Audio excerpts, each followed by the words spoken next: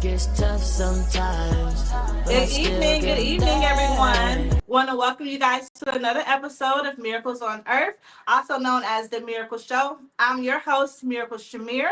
I'm joined by some phenomenal guests today. We have Mr. Curtis and Mrs. Jamila Jones. Welcome. Thank you. Thank you. Awesome. So at this time, I want to give you both the opportunity to just introduce yourself, let our audience know who you guys are, and just a little bit about you guys. Well, of course, my name is Curtis Jones. I'm originally from Jackson, Mississippi. We currently reside here in Houston, Texas. And this is my wife, the beautiful, none other than Mrs. Jamila Jones. And I'm originally from Chicago, Illinois, but then relocated to Jackson, Mississippi. And here we are, Houston, Texas. That's it. Yes. Wonderful, wonderful. In the big town of Houston. How you guys enjoying it so far? I love Houston. I don't see myself leaving. I think you would have to pull my leg literally to leave Houston, Texas. I've had a moment of wanting to move back to Chicago for family reasons. I know. I understand that. That's it, just family. But besides that, Houston has me on lock. I love it. Mm-hmm. Myself as well, as you know, from Illinois and transitioned to Mississippi and now here in Atlanta. So relocating is a big step. Yes. Would you say? Yes, absolutely. Yes.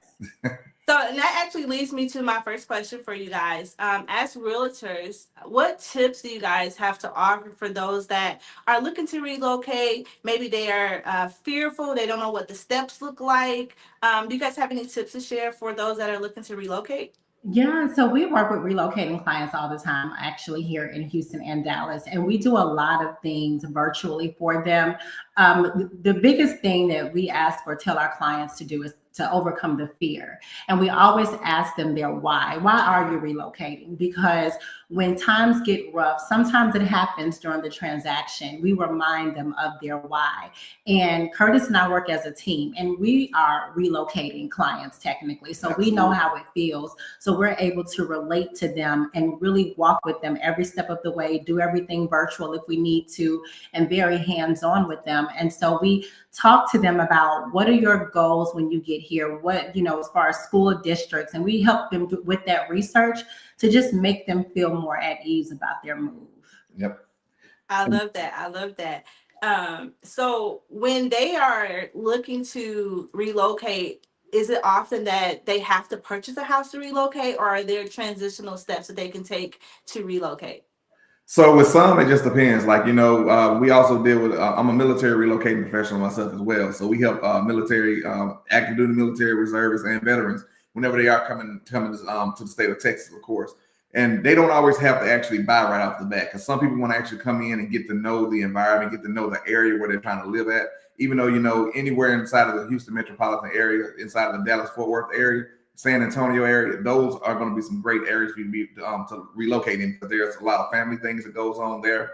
And of course, a lot of personal things, gym, working out, and all those things there. But of course, we do have people that do come and they want to just maybe lease for about 6 months until they actually get and want to just dive directly into the home buying process. So relocating, yes, if you're looking to lease, we can help you out with that too as well. If you're looking to buy, we can definitely help you out with that too as well, virtually, if you need us to. Awesome. So it sounds like there's some steps that they can take if they're not just quite ready to buy a home, but there are some baby steps that they can take in that relocation journey, right? Yeah, absolutely. Because sometimes you think you want to live in an area, then you realize, oh, this is not the area I want, and that's okay. So there's nothing wrong with leasing first. Love it. So when you're taking a jump to relocate to another city, how hard is it to leave your comfort zone? How hard is it to leave those that you're familiar with? It wasn't hard for me, Curtis. I was ready to go.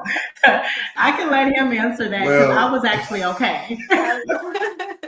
Well, of course, being in the military, it was kind of easy to actually be able to relocate and whatnot and things as well. But when it came from us leaving Mississippi, that was like pulling teeth, honestly, because, I had just got back home. I just got settled in. And I was like, I'm enjoying being home, being able to go visit my family members, my mother, and of course, we had a hard time. My father had just passed as well. So, that was playing in the back of my mind. But, it took a moment for me to actually, I think my wife had flirted with Houston with me for about almost 3 months, if I'm not She mistaken. bathed you in. We I were, love it. look, we was coming to Houston it felt like it was every weekend for at least 3 months. And you know, and when she allowed me to go out in the city and just explore the city by myself, I said, she's trying to do something, you know. Set you up. And I guess apparently 4 years later, I guess it actually worked. So yeah, so we here. So, but it was like pulling teeth on my end. I love it. I think it's recommendable for anyone that wants to leave. Even just try it. You know, just try it. If it doesn't work out, you always have home to land, right? Yes, indeed. Exactly. So I want to kind of navigate over into the home buying process. I know you guys work with a range of clients. So when what advice do you have to someone who doesn't have just the quite perfect credit or the credit they feel like they should have? Do you have any tips on how to maybe fix the credit or what lenders are looking for? Absolutely. The number one thing that a lender is looking for when you're looking to purchase a home is how well do you pay your bills on time. Every time. You know, sometimes you want to make sure that you have a clean credit file for at least 2 years. You know, not only with that, just having it with the right type of income, and also make sure you have the right type of payment history. Now, of course, we do run into some clients that may have an issue, maybe have like 2 or 3 missed payments. That's okay, because at the end of the day, life happens, right?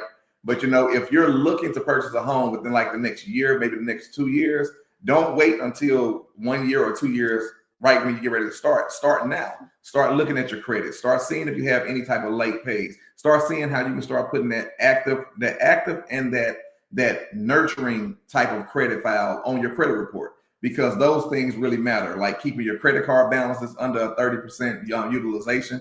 Some like to see it under a 10%, you know. But and then figuring out what lender you're going to be looking at, trying to figure out what type of loans you're going to be wanting to use too as well. You know, I work strictly with a lot of veterans. So, you know, the VA loan is one of the most powerful loans that's out there for veterans to use. And a lot of them don't even understand how to use that benefit when they're actually applying for the home too as well. So I think they're really getting that knowledge base of what type of loan you're going to use, the type of money you're going to need to have down, the type of money you're going to have for closing. You know, honestly, me and my wife, we're a power couple. We're a powerhouse when it comes down to real estate. And we try to get you to come to the table with as least money as possible, but we still want you to make sure that you have that nest of money that you can use when you are purchasing your home. Awesome. So you said something about the credit profile. So if I'm someone that just says I don't have any credit, I don't have any credit, I don't have any credit cards, I don't have any debt, but my score just isn't in that green margin that lenders like to see. Do you have any advice for those that do not have credit per se? Absolutely, yeah. So we work with a very massive team. Basically, we have credit repair specialists that are on our team as well as our lenders. So of course, you know, one of the things that I believe that would be recommended would be for someone to actually get some type of a authorization of a credit card. You know, the word of the day for it is actually called piggybacking, and that's basically me piggybacking off of someone else's credit. Meaning that if you have a great credit card file, you know, you keep your balance under the 30 or up under the 10%, and you're paying your credit card on time, which you allow me to be on your credit card. Now, a lot of individuals don't like doing that because they're miseducated about how to actually utilize it the right way or how to help a family member out when they're trying to use it. They think that this person has to actually get a physical credit card in their hand. The only thing that this person is doing is actually just attaching their credit profile to that credit card and adding it as some type of a healthy work. So really just those are ways how you can add the good credit files on your credit report without you actually having to go out there and running your credit through the dirt because you can't get approved because you don't have anything on your credit. You just piggyback off of someone else that has good credit and they have good utilization on their credit cards. And most of the time that makes your score go up. Yeah, I have to piggyback on that because when we bought our first house in Jackson, Mississippi, my mother, and just kind of sidetracking, it's so important for us to really understand and help our generation come up and as building legacies and families. And I'm really thankful because my mother, she just put me on her American Express. Now, she knew better not to give me the card. For sure. She knew better. But she gave me, gave me authorization on her American Express card. And I'm telling you, her limit is high, balance very low. And that boosted my credit score. It had to be about 60, 70 points. Yeah, 60, 70 points. And we were able to get our first house. So that really helps. And I just wish more families understood how that can really help your children, your grandchildren get homes doing something just that simple. Absolutely. Absolutely, absolutely. And I think maybe we find it more in our community where we don't trust Yeah, one another, or we don't trust even our children, and we don't even educate them enough to know that. absolutely. Right. Yeah. That's Yep. the misfortune. And that's really what this show is all about. Just education, inspiration, letting people know that there is a way to achieve whatever it is that they're looking to achieve in life. Absolutely. So Yeah. I'm happy you shared that. I love that. I love it. So I want to kind of dig a little bit more into credit, because we know that's where a lot of people struggle at when it comes to buying a home. Mhm. So do you recommend someone to purchase a car if they're in the market of buying a home, or do you recommend that to be after? Absolutely not. If the car you are in currently right now is working just fine, I don't care if you're trying to buy a house a year or two down the line. Keep riding inside of that car. Keep making your own time payments, because you have to think about the things that they talk about with DTI, debt to income. So if right now you're only paying $300 for your car right now, if you go trade that car in, you may be, according to how the interest rates look for auto loans right now, you may end up probably paying $400 to $500. So now you just added $200 to your debt to income that could knock you out of the bracket of getting the house that you really want. So, if you're really looking to get a house right now, you want to wait till after you purchase your home. Picture that beautiful truck inside your driveway 6 months after you close on your home. Yeah. don't buy it right now and say, I'm going to use this to move my furniture to the new house. No, wait until you close on your house, and then go and buy your vehicle, so it doesn't mess with your debt to income. And you can literally do it the day that you close. You close at 12 o'clock, you can get that car at 3 o'clock that afternoon. Yep. Okay, that's good. That's good advice. So if it's an emergency situation, you got to do what you got to do, though, right? Yeah, in that case. You got to do what you got to do. Yes. I mean, yes. Uber works pretty good too sometimes. Look, which one do you want the most? Exactly. Prioritizing. That's it. I love it. So you guys have been married going on 10 years this year. Congratulations. Yes.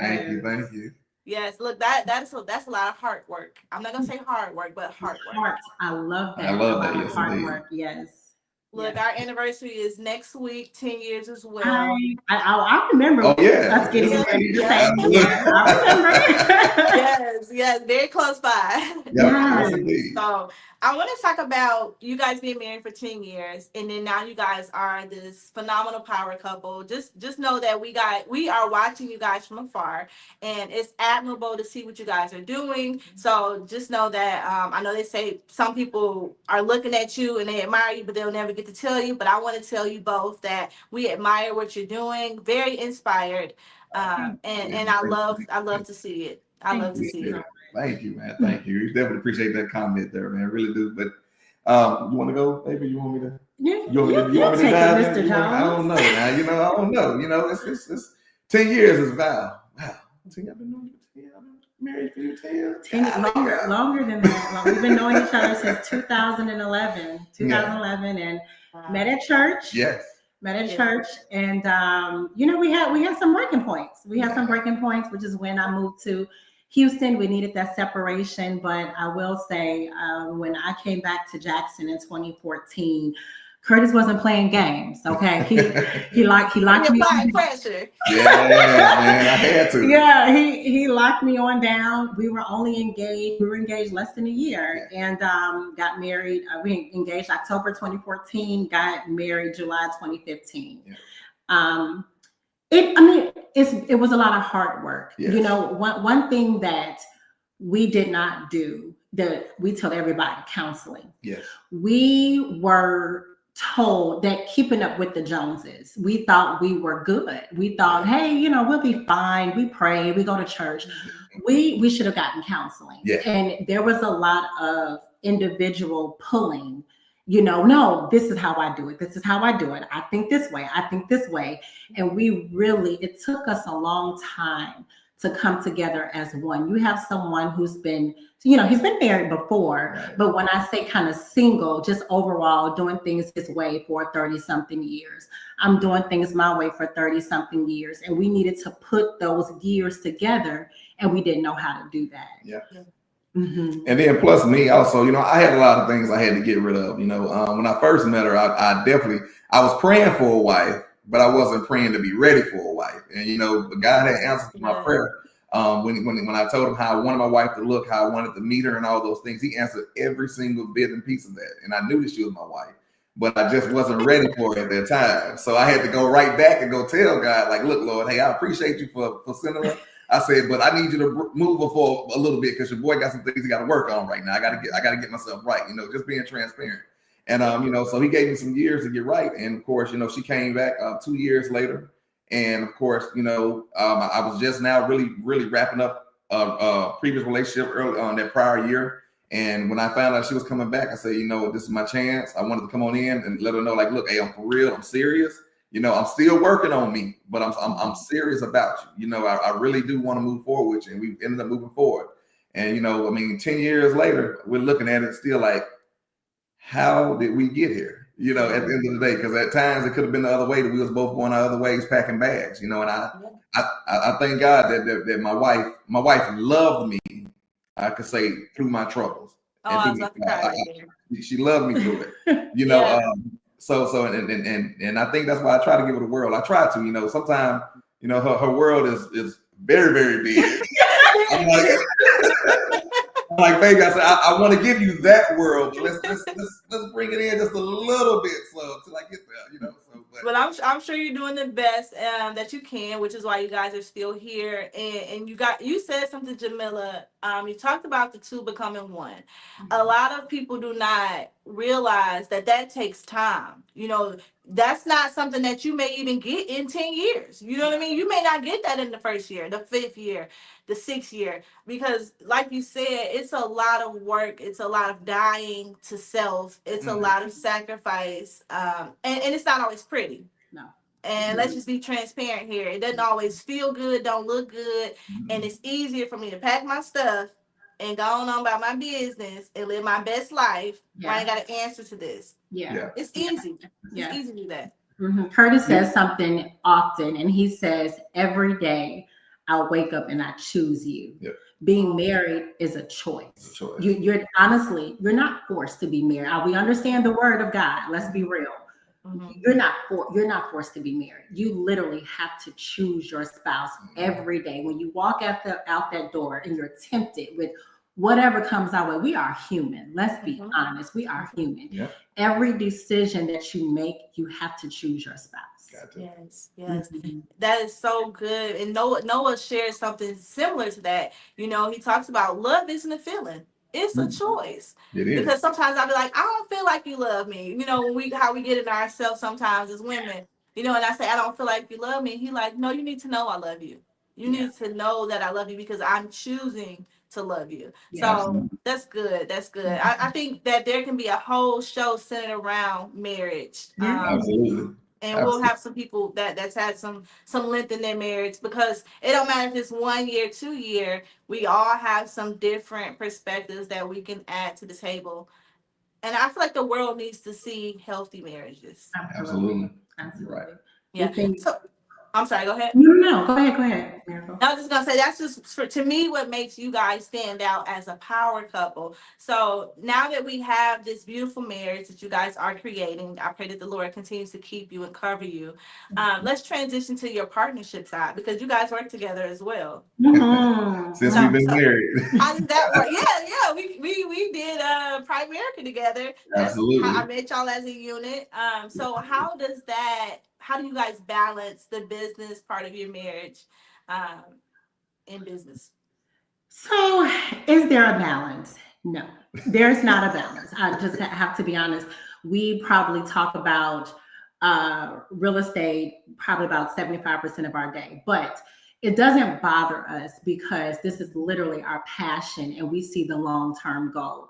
We have made it in our marriage and still making it in our marriage where we are confident and enough or comfortable enough to say, I'm going to talk about that right now, and, so I'm thankful for that, but we have a partnership. First of all, we have a friendship, and having that friendship going into our marriage as well as being business partners really helped us be balanced in that in that perspective. Right.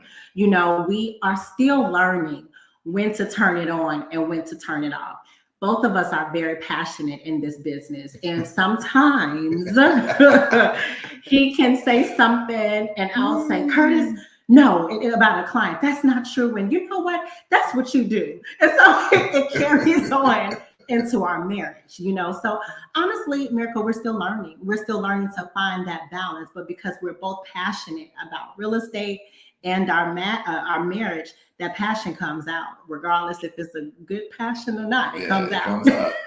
Like healthy conflict. Absolutely. That's it. Absolutely. And as being the husband, you know, leading the family period overall, I always have to remember that I wear my president hat from 8 to 5, you know, when we're trying to make the company move and make the company go in places they have to go. And we do a lot of compromise and going back and forth, you know, and not saying that I don't what's the word I'm looking for? I don't value my wife's opinion as my wife as well. But as us being business owners, of course, I have to also value her opinion as my business partner too as well.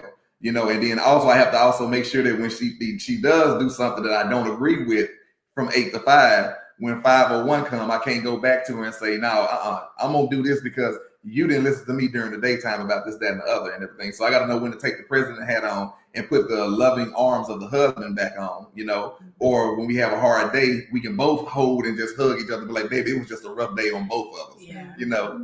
But overall, I believe it's very fun working with my best friend. I can say that it's very fun. You know, I go to HR every day and tell them I'm feeling like I'm being sexually harassed, you know. But just the fact that she is HR, so it's like, oh well, it's not Right. But I love working with my best friend. I love it. I think we should see more couple partnerships. I think it just gives a lot of people hope. Yeah. It's definitely admirable for sure. Thank you. Absolutely. Thank you. So, in those challenging moments where you guys are faced with just the challenge within each other, what are some key steps that you take to kind of diffuse those challenges, if that makes sense? Like he getting on my nerves. I know when I worked with Noah, I really enjoyed it. Like Premier honestly gave us that freedom to work with each other. Yes. So I really enjoyed that aspect of it.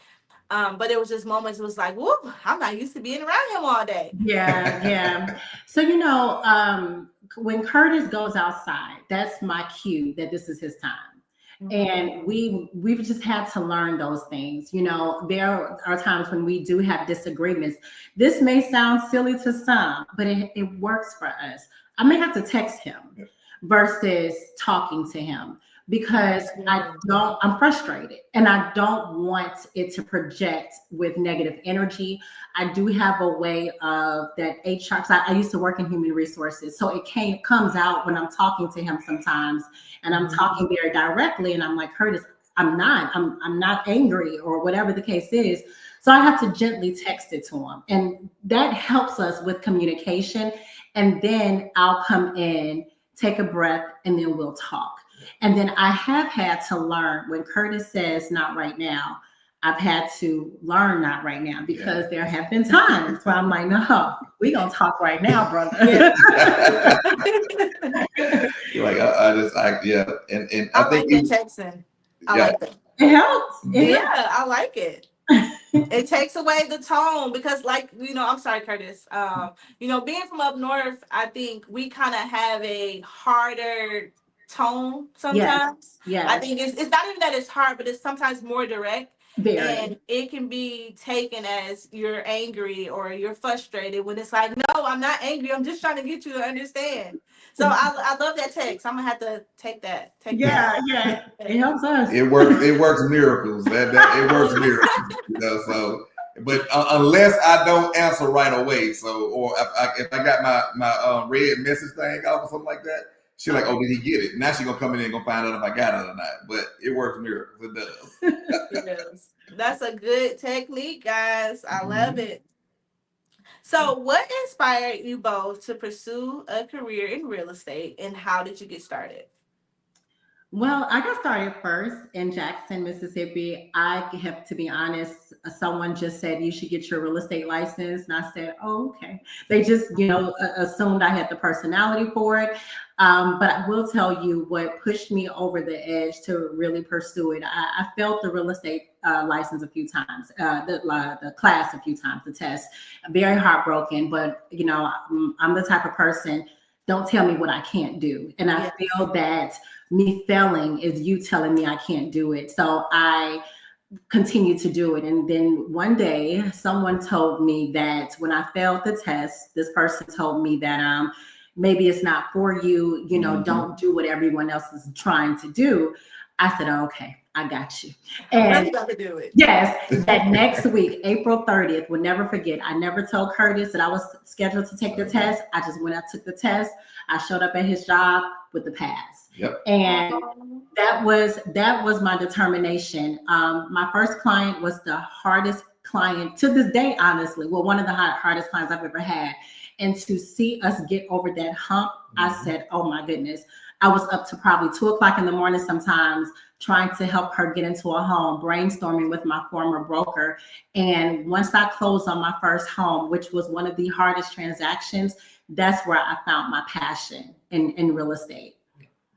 Wow, that's beautiful. So, to kind of backtrack, you said you failed the test and you kept going until you passed. Mhm. So, for those that have failed at something in life, maybe a test, is there any inspiration that you can leave with them for those moments? Do not let that door close in your face. If God is giving you that door for you to open, keep walking through it. Keep walking. I'm a big believer in I'm not going to let you close a door on me. I'm going to close the door on it if I want to. Absolutely. So I feel like a failed test and you not moving forward is you allowing that door to close on you. And that's not so right good. to yourself. Absolutely. That's so good. That's so good. And what about for you, Curtis? So I got started in real estate I started my journey in 2019. I was actually studying to get my mortgage loan officer license because me working inside of the financial industry, working in the bank, for, of course, one of the major banks there in Jackson, and then, of course, working for a major credit union, I developed an even bigger love for people because I'm a people's person.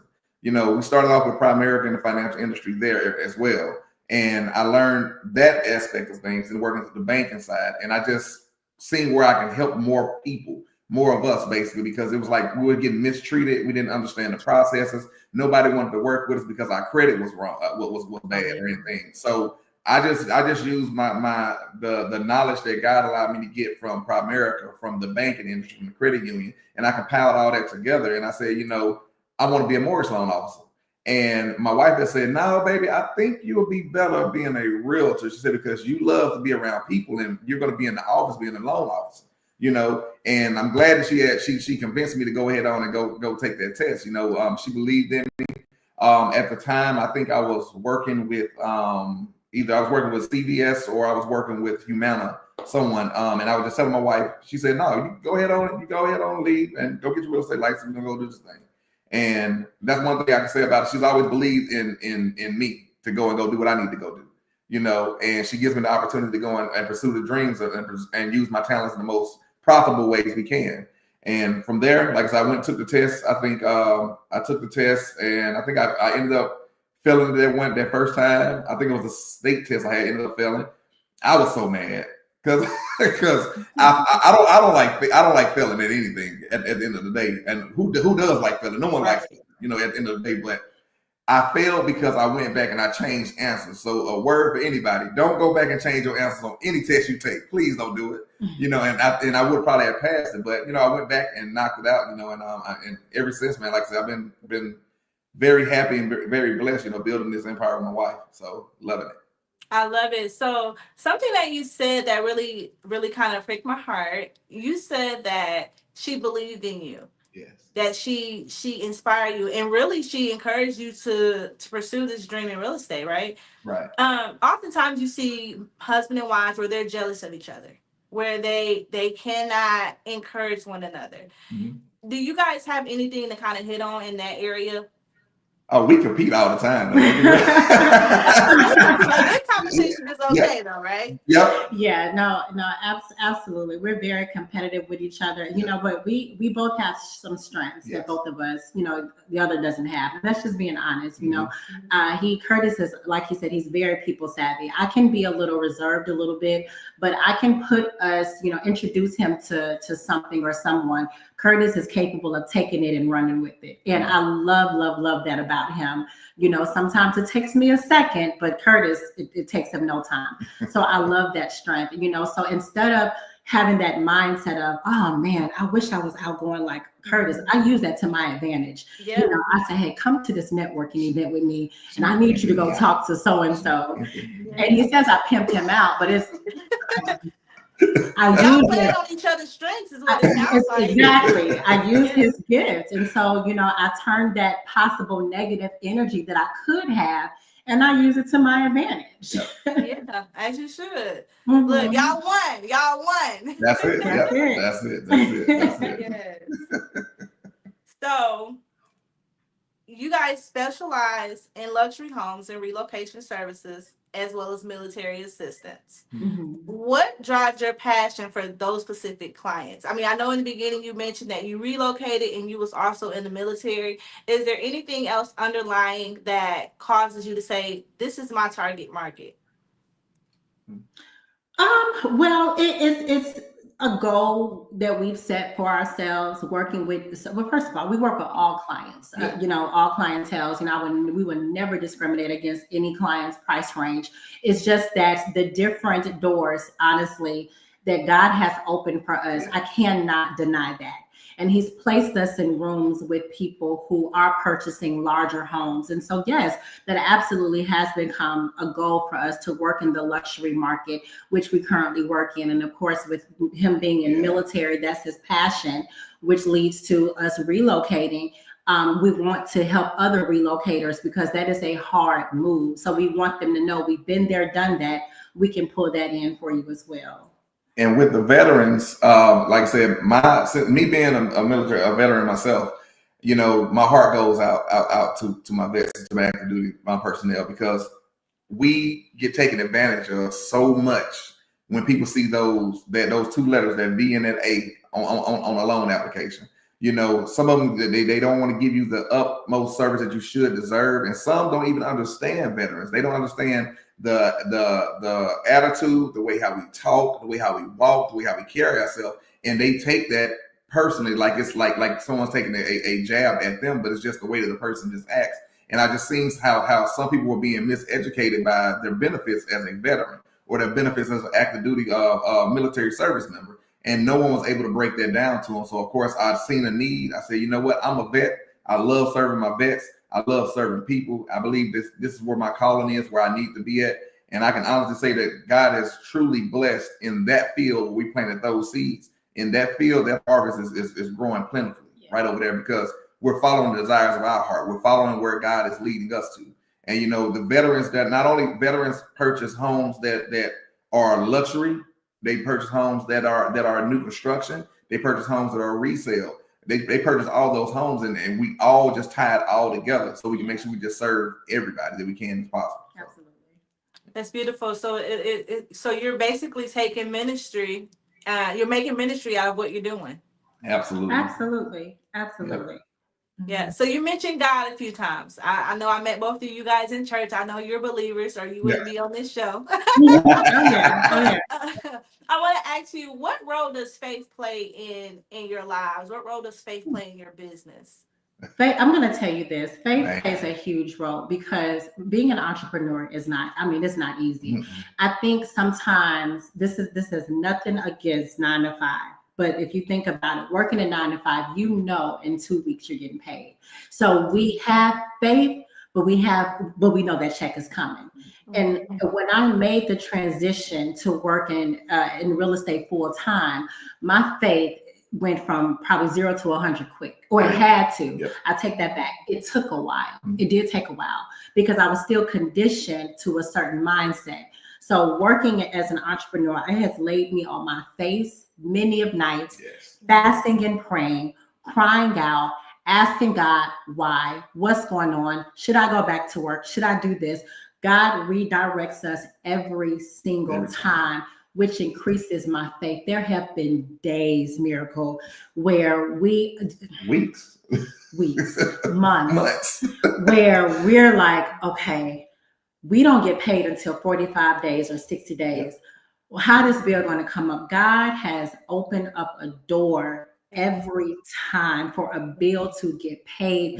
Still to this day, trying to figure out how did that bill get paid, knowing that we didn't have a closing until another week or two later. Our faith, you can't tell me what God can do. like I wish you would try. You can. You can't. It's you have to. Yeah, you have to rely on him. I mean, every day you can't. You can't trust. I was reading the scripture the other day. It said, you have to trust in the Lord, not in horses and chariots.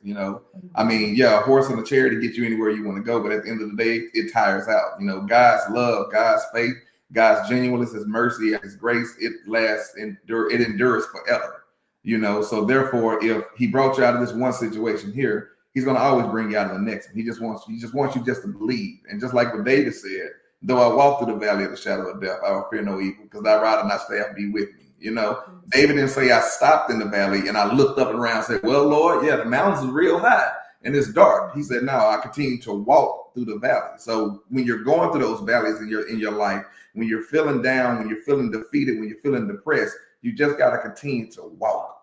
Just keep walking, and sooner or later, God's going to bring you to the end of the tunnel, and the light is going to be there. And I'm going to stop right there before I start preaching. I'm going to stop. I'm really enjoying it, because actually, while I'm sitting here listening to you, like, I'm hearing the Lord saying that the light is on you guys in this season. This is the season for you guys to really inspire this nation, because a lot of people are attracted to things, right?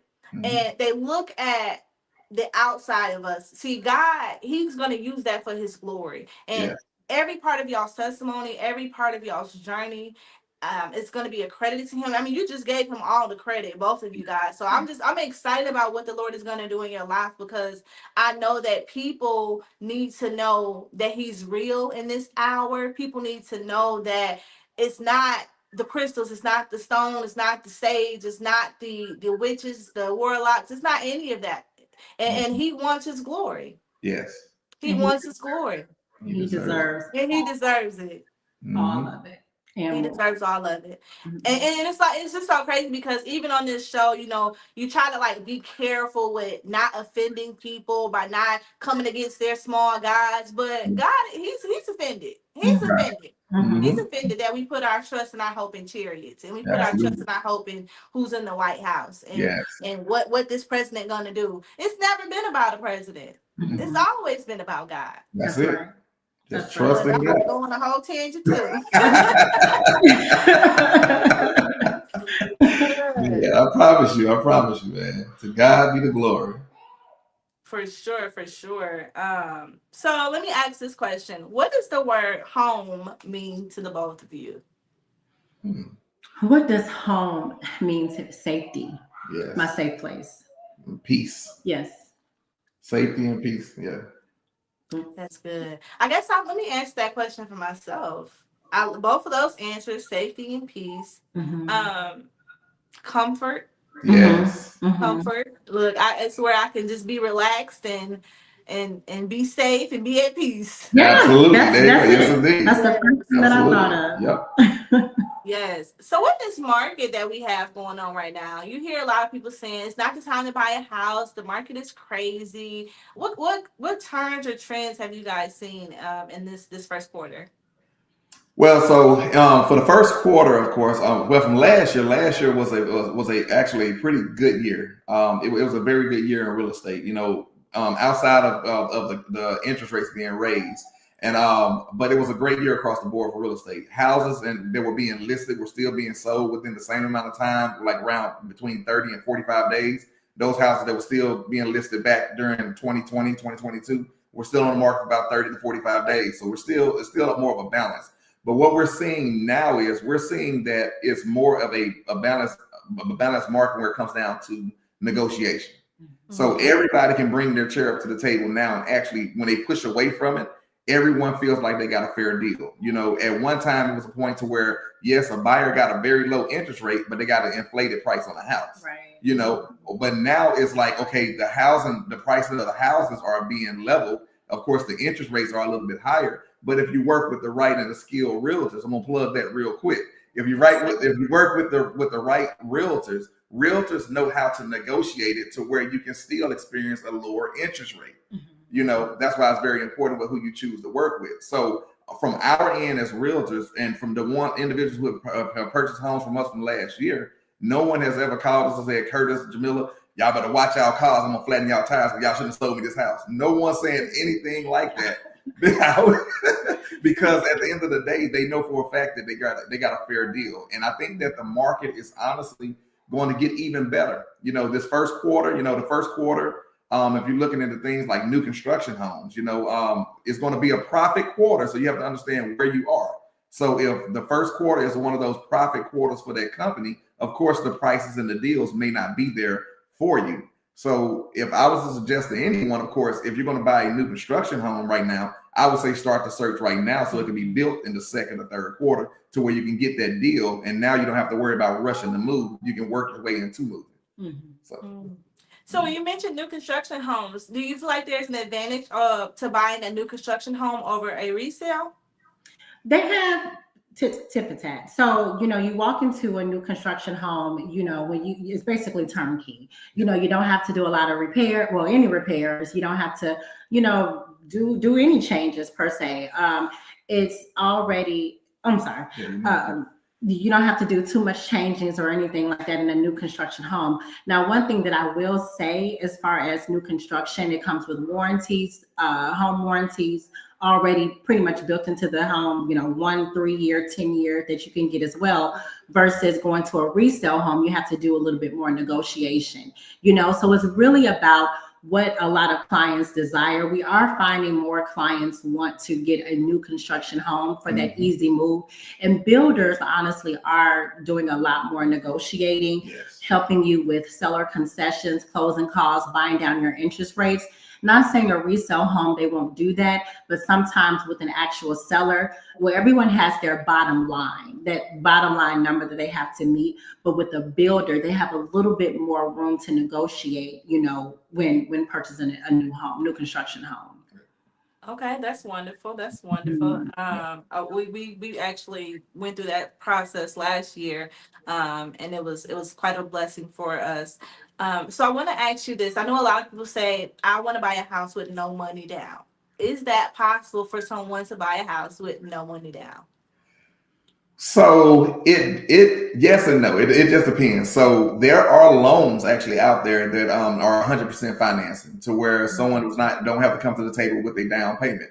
Now, of course, on my niche where I work with veterans, of course, the VA loan has a 0 down payment, for veterans. So, now if you're active duty personnel, you have to pay a thing called a funding fee, but you also get that 0 down, that 0 down on the VA loan. So the VA loan is definitely one that gives you a 0 down payment. Then you also have the 100% finance loans that are out there for certain professions as well. And then, of course, now you do have down payment assistance to where the money does not actually have to come out of your pocket. It can actually come out from a grant or it can come out from a separate loan of the house. So there are ways you can actually come to the table with no money down. That's good. So I've kind of heard pros and cons about the down payment assistance program, but being that this is your mark, I want to ask the expertise. Do you feel like a down payment assistance, it helps the buyer more than it hurts the buyer? Because I was told that it kind of may spike up your house payment. It could spike up your interest. So in your profession or what you've seen, does it help the buyer? So you have some buyers who have no choice, right? But I'll be honest, that is our last resort because sometimes it takes away what you qualify for. Also with the down payment assistance program, you hit it right there on the nose. The interest rate is a lot higher. And sometimes it's genuinely not worth it. So we try to look for other avenues to help you bring little to no money down outside of going with the governmental down payment assistance program. Again, if you have no choice, you have no choice. But a lot of times we're able to find different avenues so you wouldn't even have to go that route because sometimes the down payment assistance program, you can qualify without it for $400,000. Right. But then if you use that down payment assistance program, that can knock you down to 360 sometimes. If I'm all right. Yes, Yeah. Okay. yeah. Depending on how much it is, you know, and what program it is, it can knock you down $40,000 to what you can qualify for, and it may not even be worth it. Okay, that's good. That's good insight. So, about how much money do you feel like one needs to maybe have saved up, or what's a good starting point? So I would say that I know it varies. yeah, you know, mostly it's 3.5 is going to always be your bottom line, your lower number of what you're going to have to put down, but that's going to be what your FHA loans. So you at least if you want to buy a house, let's say $300,000, just have a round number there. Then you need to at least have about $12,000-13,000 in the inside of your savings account or inside of a retirement account. Like, so if you've been working, you can pull it from your TSP, from your 401k. You know, you can pull that money from there. So it does not have to physically be in the bank, but you just have to have access to at least 3.5% of whatever the amount of the loan that you're looking to take out. Okay, wonderful. Sorry, I think my camera turned here. Sorry. Look, that's the protection team is here on the way. Excuse me. Noah. Sorry, he's sick. He's normally in here, but he's not feeling well. He's kind of coughing today. So man, tell my guy to go get him some lemon good tea. That's it. With yeah, we gotta get him some medicine ball in his system. That's it. Yep. Okay. Yep. Yeah, you back. All right, we're back. Yep. Okay, so speaking about the down payment, you said 401k. So I know banks are, I know a lot of people have spread this myth around of they're going to check your entire account. What do you think, what do you notice that banks are looking for when they're looking at your accounts? Well, they want to just make sure that you have the reserves. Whenever the lender is looking, they want to make sure that you have the funds inside of some type of an account. So like I said, if you have a 401k, and you have the money in the 401k, they can go ahead on and approve you for that loan. If you have a money market account or savings account through your bank, they just want to see that money is in there before they actually start the process. Because, you know, in real estate, when you close on your house, time is money. You know, you can lose money by wasting time. You know, so I mean, so you have certain deadlines you have to make sure you meet as a consumer, especially when you're buying it. You know, you have to make sure that you have certain money to your title company at the right time. And the lender wants to make sure that you have those funds readily available. So whenever you write the contract, you can actually fulfill what you're signing your name for and not setting yourself up for potential litigations in the future. So they look to make sure that you at least have the money inside your account. Okay, wonderful. So are they looking at my spending habits? Like when I go get my nails done, I get my hair done, are they looking at those line items? Yes, and they're looking at Afterpay, Yep, Klarna, whichever the other one is, for those 4 payment plans that people do, that can hurt you. Yep. You people have to understand, you know, it seems like it doesn't do much to your credit, but that is actually on your credit, and lenders can see that as well. They can see those habits. Mm-hmm. Oh, wow. Mm-hmm. Wow, that's so when you say it can hurt you, and that's fun. I mean, I know that they do look at that because they actually had me write a letter to explain why I use those. So is that what you guys have seen people having to do, write a letter to explain why they use it? Yep, absolutely. Wow, man.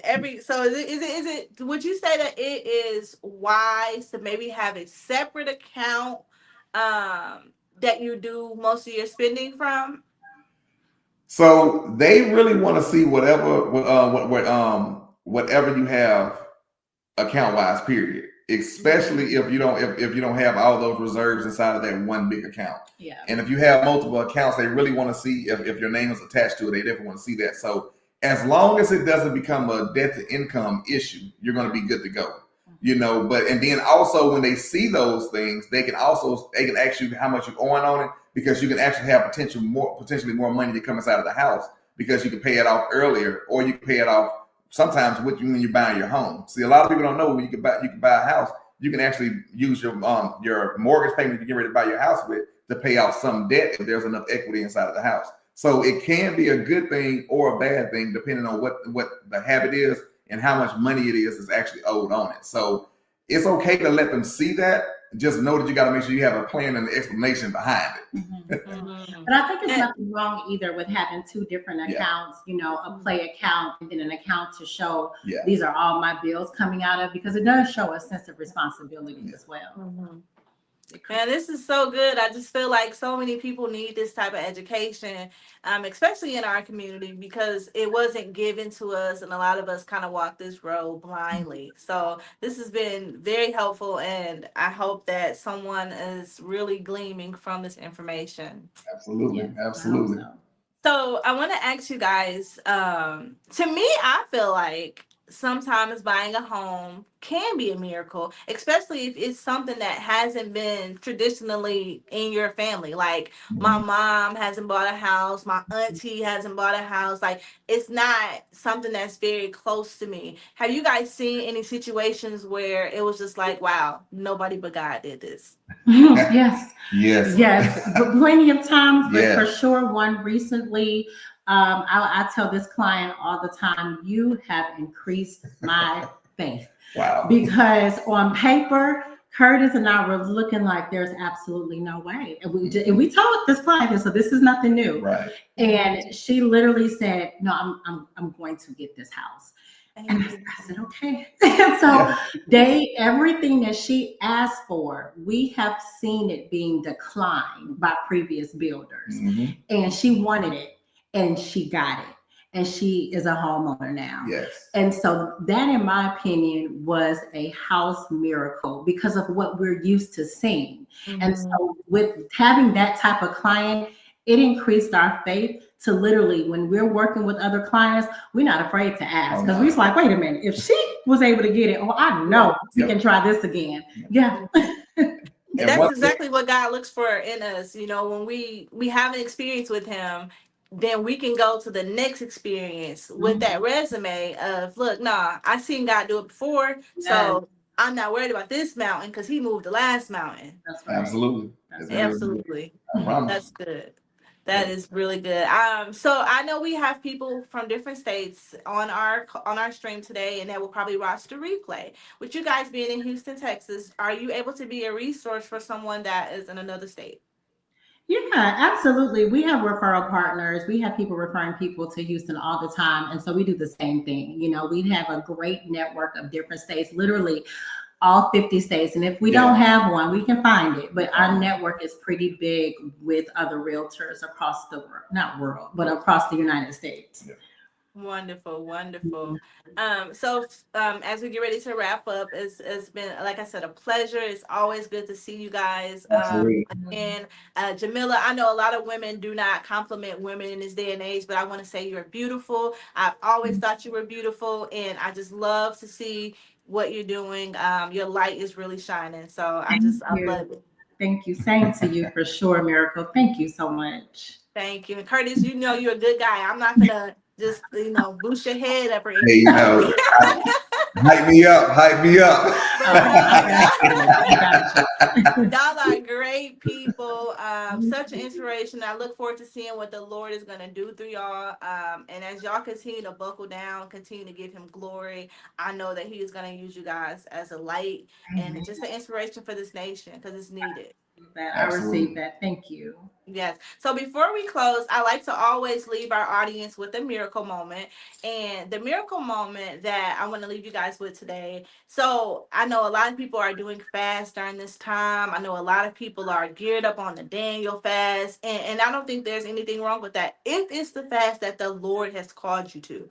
I think it's so important that we ask the Lord, what is it that you are saying for me specifically? So one of the things that I've been asking the Lord is to just show me, reveal to me what it is about me that he wants to make better. And he told me that there were some things in my heart that he wasn't pleased with. And I know I'm like, I'm a good person. We think we're a good person, and sometimes our good will never match up to God. That's why we're not saved by works. But there is a level, or there is a standard that he's called us to, and he called me to my heart.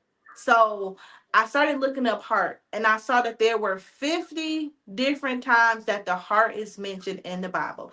And I want to leave our audience with a few of those different hearts that he talked about. And I know, like I said, so he's just started showing me, and I'm like, okay, I don't like that. I don't like that. So I'm just like, God created me a clean heart, renew within me a right spirit. Because I don't know about you guys, but I just want my life to be pleasing unto God. Yes. Nothing that I do will even matter if he's not pleased in it, if he's not glorified. So, me getting on this broadcast is because I want him to be glorified. Like, I want him to be pleased. I want people to reference him as the great Jehovah. I want people to reference him as the answer. So I want to share some of the different types of heart that stood out. So there's a repentant heart. A repentant heart is a heart that is humble, contrite, and willing to turn away from sin. There's a deceitful heart, a heart that is full of sin and cannot be trusted. There's a pure heart, a heart that is wholehearted and fits us for God. A tender heart, a heart that is kind and forgiving. A soft heart, that's a heart that's obedient. An upright heart, that is a heart that is true and consecrated to God. And a secret heart, it's a place where one of the rawest thoughts and purest prayers are heard only by God. So I want to leave that miracle moment with our audience today and you guys, and just kind of encourage you to ask the Lord, what is it in my heart that you want to purge me of? What is it in my heart that you want to cleanse me of? So yeah, that's where I'm at, guys. That's where I'm at this season of my life. God created me a clean heart. Yes. Absolutely. But be right. Amen. Amen. Amen. So again, thank you so much, Curtis and Jamila. I'm going to share your information on our platform. This video will be up for the replay.